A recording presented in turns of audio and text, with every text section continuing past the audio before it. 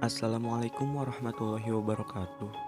Perkenalkan, nama saya Muhammad Yuzdan Falah dari kelas 12 OTKP 1. Di sini saya akan membahas tentang teks editorial. Video ini dibuat untuk memenuhi salah satu tugas mata pelajaran Bahasa Indonesia, yaitu materi mengenai teks editorial. Pengertian teks editorial. Teks editorial adalah teks yang berisi pendapat pribadi dari redaksi terhadap suatu isu atau masalah aktual.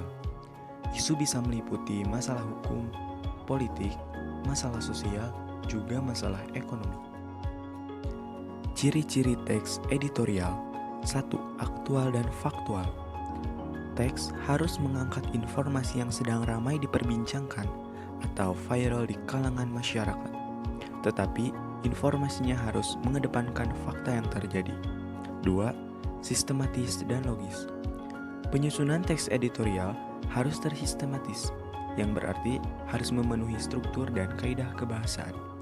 Teks ini juga harus masuk akal dan tidak imajinatif, yang berarti logis. 3. Argumentatif. Teks harus mengutarakan argumen-argumen yang ada di dalam sudut pandang redaksi. Struktur teks editorial. 1. Tesis. Tesis merupakan pernyataan pendapat yang berisi sudut pandang penulis terhadap permasalahan yang diangkat, berupa pernyataan atau teori yang akan diperkuat oleh argumen. 2. Argumentasi. Merupakan bentuk alasan atau bukti yang digunakan untuk memperkuat tesis. 3. Reiteration. Reiteration merupakan penegasan ulang yang berisi penguatan kembali atas pendapat yang telah ditunjang oleh fakta-fakta dalam bagian argumentasi.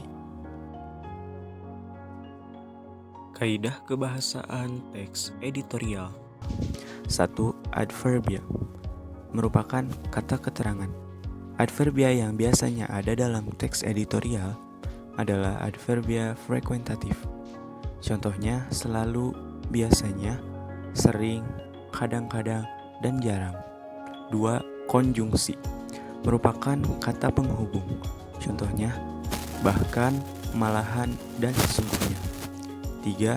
Verba material. Merupakan kata kerja yang menunjukkan perbuatan fisik atau peristiwa.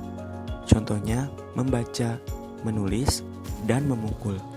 4. Verba relasional. Merupakan kata kerja yang menunjukkan hubungan intensitas, misalnya pengertian A adalah B, dan milik, misalnya mengandung pengertian A mempunyai B. 5. Verba mental.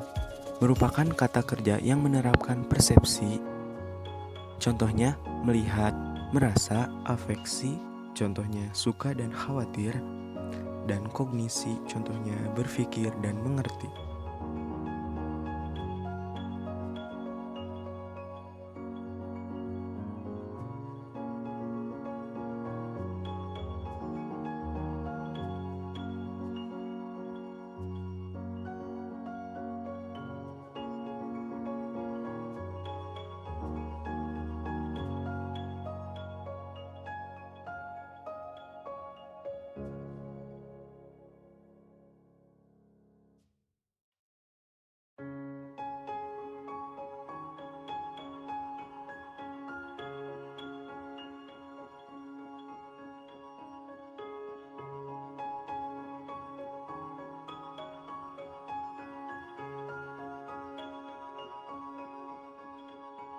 Sekian, terima kasih. Wassalamualaikum warahmatullahi wabarakatuh.